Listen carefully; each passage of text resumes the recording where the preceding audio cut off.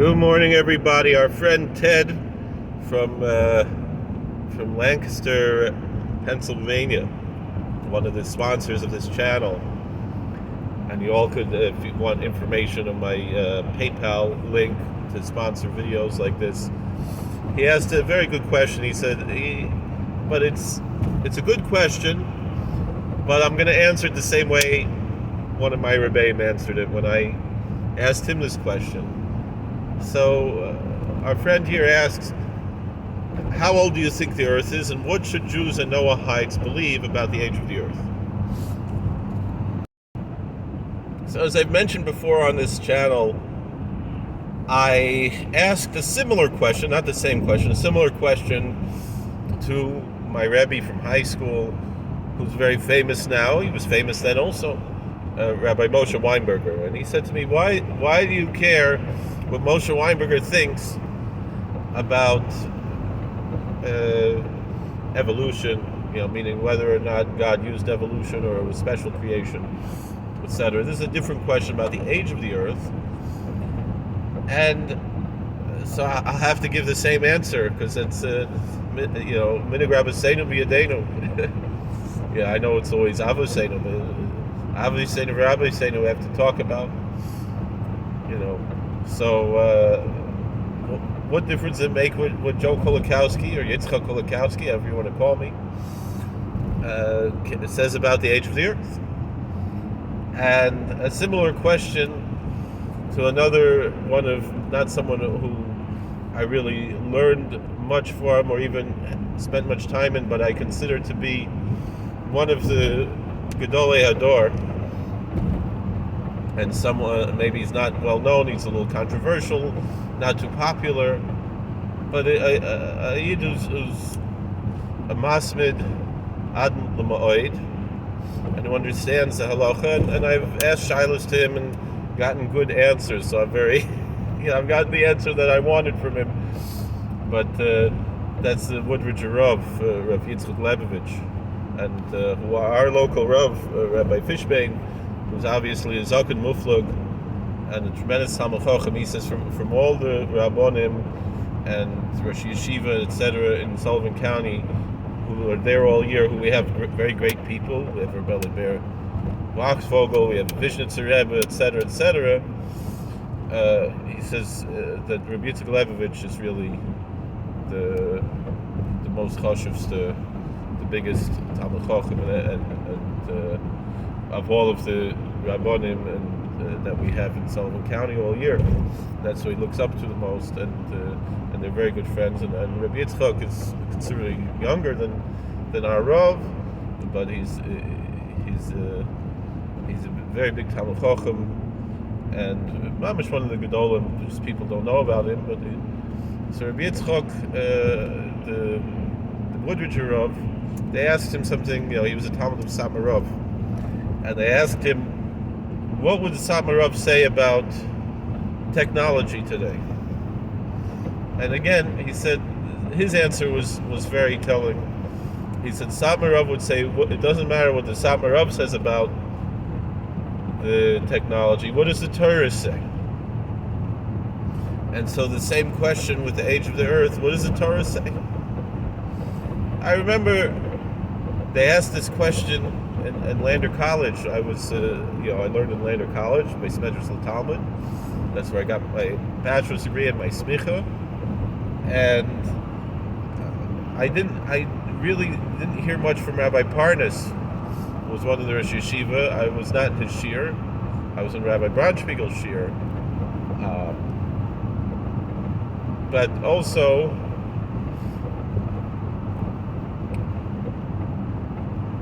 one time I remember the Shabbaton, and they asked Rabbi Parnas Rav Parnas, this big Talmid Chacham, Rav Parnas, and he said that he said like this. He said, "Ein mikra yotzei me'idei pshuto." We have a general rule that Scripture doesn't deviate from its simple meaning. And so from his perspective, we should take a literalist view of creation. Because ein mikra yotzei me'idei pshuto, And I don't know exactly about this question about the age of the earth, but when it comes to the question of evolution versus special creation, Rabbi Victor Miller, who I was zeicha to meet a few times, truly one of the Gedolei Ador, obviously is very well known to be a literalist creationist. And I believe when it comes to this issue as well. However, when it comes to this statement, Ein Mikra Yotze Midei Pshuto, Scripture doesn't deviate from its simple meaning. My holy ancestor, who was Mamish, again, Gadol Ador of his time, Chavos Yoris, Chusei Geleinu Maklus V'Lamein, someone who I have been making a special effort to make a kesher with. I lived in the 1600s, and I feel a very strong affinity to him and to his writings. So there's a sefer that he wrote called Mark Shisha, which is a lot of short notes and things. And he says that when it says Ein Mikra Yotze Midei Pshuto, that Scripture doesn't deviate from the simple meaning, obviously the pshat, the simple meaning of Scripture, goes along with what our Chazal teach. Meaning when it says Mimocharis HaShabbos, when it says that the day after the Sabbath is when we bring the Omer, that Chazal tell us that our tradition is, and we find this already in Scripture, in Sefer Yehoshua, where it says Mimocharis HaPesach, that this word Shabbos here doesn't mean the weekly Sabbath, because the word Shabbos can have more than one meaning throughout Scripture, as we can see other places, like the sabbatical year is called Shabbos, Yom Kippur is called Shabbos, Shabbosai, and so Pesach, first day of Pesach, is here, it's called Shabbos, and that's Pshat. And so when you say Ein Mikra, that's a simple meaning, is Passover, whatever day of the week. The second day of Passover is when we bring the Omer, when we start to count the Omer, the second night of Pesach, and the Chodesh is Mutter, and so Shavuos could fall whatever day of the week as well. Whenever Pesach falls the next day of the week, it's when Shavuos falls, not like the Sola Scriptura. They would say that that Shavuos has to be Sunday, right? And that's why the Christians, their Pentecost is always Sunday. We understand that Shavuos could be whatever day of the week Pesach falls the next day. So this year it happens to be Sunday coming up because Pesach happens to be Shabbos this year, but it could be whatever day of the week. So when it comes to this issue of Ein Yotze Midei Pshuto, we have a lot of our tzaddikim, even would seem that some from Chazal would say that the meaning of the Yom Echad doesn't say Yom Rishon, it says Yom Echad. It says Yomo Shel Echad, so Chazal say. And when it says, it doesn't say the first day in creation, it says one day. And so one day doesn't has a cardinal number as opposed to an ordinal number, whereas the rest of creation, their ordinal numbers, Yom Sheni, Yom Shlishi, the second day, a third day, and then finally Friday it says Yom Hashishi, the sixth day, where you don't have that direct article on the other days. That lends a possibility that the meaning of these days might not necessarily be 24-hour days. And in the end, for a Jew, and you're asking for a Jew, for a Noahide, it doesn't matter as much as it does to a Christian. So the Christian fundamentalists, creationists, a major issue for them is that there was no death before the original sin, which we also have a belief like that in Chazal. There was no death before the original sin, so therefore, but it's not a fundamental belief in Judaism the way it's fundamental in Christianity. Christianity almost, in a sense, doesn't work unless you take it in a non-literal sense without this idea of death not existing before the original sin. Whereas, in Christianity, though, it's interesting because Christianity has a non-literal understanding of the original sin, that everyone's going to hell because of the original sin, which the Bible doesn't say, at least not in the Hebrew Bible. I don't remember what it says in the Christian, what they added to the Bible. But the Torah says that the people, you will die on that day. And again, here you have, on that day, that Adam, the day he eats from the tree, you will die. He didn't die that day. He lived to be 930 years old. But so homiletically, we look at Psalm 90. It says 1,000 days is like yesterday a day, and so Adam lived less than 1,000 years. And then we have all kinds of homilies that those extra 70 years he gave to King David, and that Adam stands for Adam, David, Mashiach, Adam, David, Messiah, because it's Aleph, Dalet, Mem. It's 3 letters in Hebrew. So if that's the case, then we could possibly say the same thing with the days of creation, because in Judaism it's not a central belief, meaning to Christians that there was no death before the original sin. That's a central belief. Again, some Christians, you can't speak for all Christians, but like for a more fundamentalist understanding. And so therefore there couldn't be all of these animals that exist in the fossil record. They all have to have died after Adam ate from the tree. However, in the Jewish tradition, it's not as important. There are indications like that, but it's not as important. And on the other hand, obviously the Tiferes Yisrael understood this, and the Tiferes Yisrael, he said that the